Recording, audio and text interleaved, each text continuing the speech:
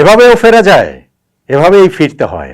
বাংলাদেশ সেটা দেখিয়ে দিল জিম্বাবুয়ের বিপক্ষে টেস্ট সিরিজে। প্রত্যাবর্তনটা এমন হলেই তো সেটা প্রবল হয়, এমন হলেই তো নিজেদের দাপটটা প্রতিষ্ঠিত হয়। জিম্বাবুয়ের কাছে সিলেট টেস্ট বাংলাদেশ হেরে গিয়েছিল 3 উইকেটে।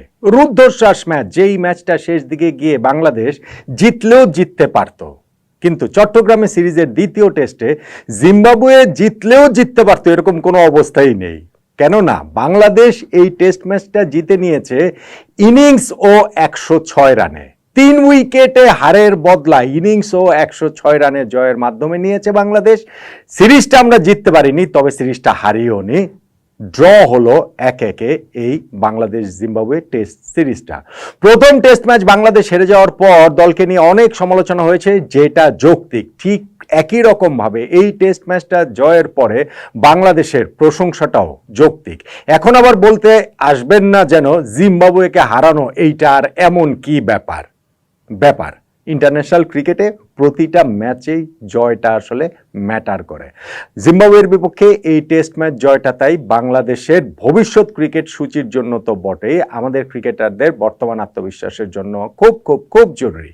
কিন্তু চট্টগ্রাম টেস্টটা যে তৃতীয় দিনেই ফয়সাল হয়ে যাবে এবং এই টেস্টটাতে যে আমরা এইরকম বড় ব্যবধানে জিতে যাব, তা কি ভাবা গিয়েছিল? হলোটা আসলে কিভাবে, কোন টার্নিং পয়েন্টে, সেটাই হচ্ছে গিয়ে আলোচনা। দেখুন, সত্যিকার অর্থে এটা ভাবা যায়নি। তৃতীয় দিনে যখন খেলা শুরু হয়েছে তখন বরং দ্বিতীয় দিনের হ্যাংওভার কতটা আমাদের মধ্যে থাকবে ওই আশঙ্কার জায়গাটা ছিল। ওরকম একটা অবস্থায় আমরা চলেও গিয়েছিলাম। দ্বিতীয় দিনের হ্যাংওভার কোনটা? আমরা ওইখানটাতে জিম্বাবুয়েকে 227 রানে অল আউট করে দেওয়ার পর খুবই সুবিধাজনক অবস্থানে থেকেও শেষ বিকালে 20 রানের মধ্যে 4 উইকেট হারিয়ে ফেলেছিলাম। ফলে 291 7 উইকেটে দিনের খেলা শেষ করেছিলাম, 64 রানে মাত্র আমরা এগিয়ে। আমি গতদিনের খেলার পরের ওই যে মোমেন্ট অফ দ্য ডে যে ভিডিওটাতে বলছিলাম, মানে টার্নিং পয়েন্ট তো এখন ম্যাচ শেষ হয়ে গেছে, বা এই দিনের মোমেন্ট অফ দ্য ডে ওই আলোচনা করছিলাম, সেখানে আমি বলেছিলাম যে দেখুন, আমরা এই লিডটাকে অ্যাটলিস্ট 100 পর্যন্ত যেন নিয়ে যেতে পারি।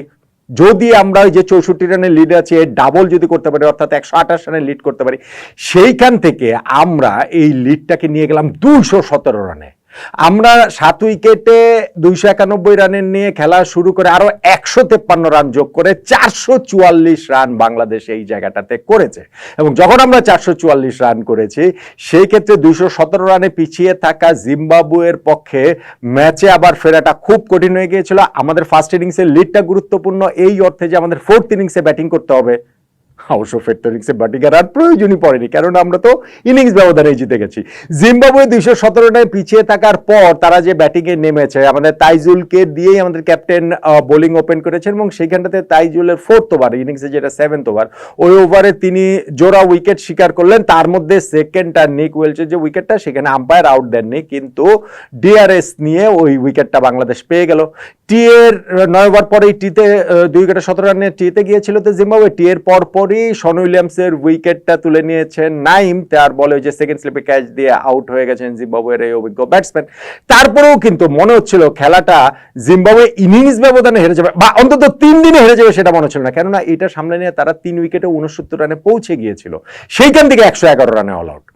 সেইখান থেকে মেহেদী হাসান মিরাজ তিনি 8 বলের মধ্যে 3টা উইকেট তুলে নেন। মাঝখানের এই সময়টাতে ক্রেগ আরভিনকে বোল করে সেটা শুরু করেছেন। এই আরভিনকে আবার আমাদের ক্যাপ্টেন নাজমুল হাসান শান্ত তিনি আবার একটা লাইফও দিয়েছিলেন, তার ক্যাচটা ফেলেছিলেন। ফলে ওই যে 8 বলের মধ্যে 3টা উইকেট মিরাজ তুলে নিলেন, তখনই প্রথমবারের মতো মনে হয়েছে যে খেলাটা বোধহয় আজকেই শেষ হয়ে গেলেও যেতে পারে। এবং এক্স্যাক্টলি সেটাই হয়েছে। মিরাজ এরপরে আরো 2টা উইকেট তুলে নিয়েছেন এবং লাস্ট উইকেটটা যখন রান আউট হয়ে যায়, তখন মিরাজের ওই আরো 2টা, যার 5th উইকেট বেন কারেনেরটা, ওইটা গুরুত্বপূর্ণ, কেননা কারেনি এই জায়গাটাতে একটুখানি রেজিস্ট্যান্স দেখিয়েছেন জিম্বাবুয়ের পক্ষে, তিনি 46 রান করেছিলেন। এবং তারপরে হচ্ছে কি লাস্ট উইকেটটা যখন রান আউট হয়ে যায় 111 রানে জিম্বাবুয়ে অল আউট হয়ে গেল। দিনের খেলার শিডিউল টাইম শেষ হয়ে গিয়েছিল, যেহেতু লাস্ট উইকেট ছিল, আম্পায়াররা সেটা একটু এক্সটেন্ড করেছিলেন এবং সেই এক্সটেন্ডেড টাইমের মধ্যেই ওই রান আউটটা হয়ে যাওয়ার কারণে ম্যাচটা আর চতুর্থ দিনে যাওয়ার প্রয়োজনীয়তা পড়ল না।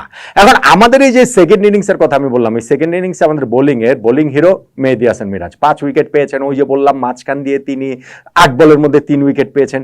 ভাই, ব্যাটিংয়েও তো মিরাজ হিরো।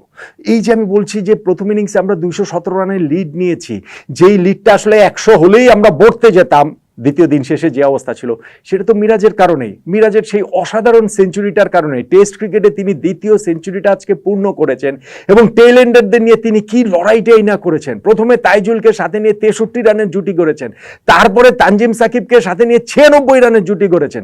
তাইজুল 20 রানে আউট হয়েছেন, তানজিম সাকিব তিনি একটা খুব ব্রিলিয়ান্ট একটা নক খেলেছেন 41 রানে তার ডেবু টেস্টেই, এবং রিভার্স সুইপ করে যখন তিনি আউট হয়ে যান ওই পার্টনারশিপটাই শুধু ব্রেক হয়নি, অন্য প্রান্তে যে দাঁড়িয়েছিলেন মেহেদী হাসান মিরাজ তার সেঞ্চুরিরও একটু অনিশ্চয়তার মধ্যে পড়ে গিয়েছিল, তিনি তখন 98 রানে ছিলেন। এই যে গত বছরই সাউথ আফ্রিকার বিপক্ষে কিন্তু তিনি 97 রানে তার একটা ইনিংস রয়েছে, ওই ইনিংসে সেঞ্চুরি পাননি, এরকম কিছু আবার এখানটাতে হয় কিনা, যাক সেটা হয়নি, তিনি হচ্ছে গিয়ে সেঞ্চুরিটা পূরণ করেন। এবং মিরাজের অনেকগুলো ল্যান্ডমার্ক হয়েছে এইখানটাতে, টেস্টে 2000 রান এবং 200 উইকেটের এই ক্লাবটাতে তিনি ঢুকেছেন সাকিব আল হাসানের পর দ্বিতীয় বাংলাদেশি হিসেবে, এবং আরো অনেকগুলো ব্রিলিয়ান্ট তার ফিট হয়েছে। মিরাজকে নিয়ে আলাদা আলোচনা করবো, সেই জন্য মিরাজকে নিয়ে এখানটাতে খুব একটা আলোচনা করলাম না, কিন্তু তার ওই ব্রিলিয়ান্ট এফোর্টটার কারণেই কিন্তু এই দিনটাতে বাংলাদেশ অনেকখানি এগিয়ে যেতে পেরেছে ব্যাটিং এর জায়গা থেকে, এবং ম্যাচটা জিম্বাবুয়ের ধরাছোঁয়ার বাইরে নিয়ে গিয়েছে। তারপরে আবার সেই মিরাজের নেতৃত্বেই বোলিং এ আমরা জিম্বাবুয়েকে 111 রানে অল আউট করে দিয়ে ম্যাচটা জিতে নিয়েছি।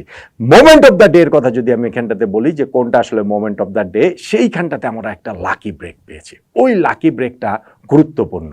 সেটা কি? সেটা দিনের খেলার মাত্র দ্বিতীয় ওভারেই মেহেদী হাসান মিরাজ আউট হয়ে যেতে পারতেন। তার রান তখন ছিল মাত্র 17, বাংলাদেশের রান তখন ছিল 294 রানে আমাদের 8 নাম্বার উইকেট পড়ে যেতে পারত যদি মিরাজের ব্যাট ছুঁয়ে আসা বলটা জিম্বাবুয়ের উইকেট কিপার ক্যাচ ধরতে পারতেন। এই জিম্বাবুয়ের উইকেট কিপারটা হচ্ছে গিয়ে মনোল দুইটা টেস্ট জুড়েই তার যে কিপিং এর মান সেটা আসলে মোটামুটি বাংলাদেশের পক্ষে খেলার মতোই অবস্থা, এবং ওই লাকি ব্রেকটা বাংলাদেশের জন্য খুব গুরুত্বপূর্ণ। যেটা বললাম, যদি মিরাজ ওই সময় আউটটা হয়ে যেতেন 294 রানে বাংলাদেশের 8 নাম্বার উইকেট পড়ে যেত, তখন আমাদের লিডটা কিন্তু আসলে আক্ষরিক করতে 100 হয়তো আর হতো না, শিওরলি 100 হতো না, ম্যাচ শিওরলি থার্ড ডেতে শেষ হতো না, ইউ নেভার নো, সেকেন্ড ইনিংসে তখন অন্যরকম কোনো কিছু হলেও হয়ে যেতে পারতো। কিন্তু ওই যে একটা লাকি ব্রেক পাওয়া যায়, কিন্তু সেই সুযোগটাকে তো কাজে লাগাতে হয়।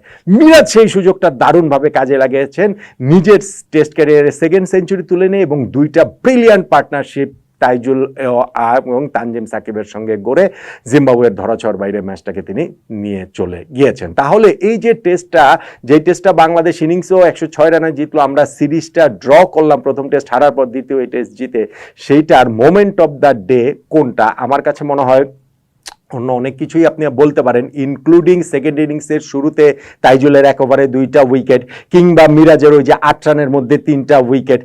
তবে ভাই সবকিছুই আসলে এই পর্যায়ে গিয়ে সম্ভব হয়েছে, থার্ড ডেতে ম্যাচটা শেষ হয়ে গিয়েছে মেহেদী হাসান মিরাজের ওই লাকি ব্রেকটার কারণেই। আমি বলবো দিনের সেকেন্ড ওভারে মিরাজ যে ক্যাচ দিয়েও বেঁচে গিয়েছেন, সেইটাই বাংলাদেশকে এইরকম একটা বিস্ফোরক বিধ্বংসী জয় এনে দেওয়ার পথে খুব বড় প্রভাবকের ভূমিকা রেখেছে। ওইটাই আমার কাছে চট্টগ্রাম টেস্ট শেষ হওয়া এই দিনটার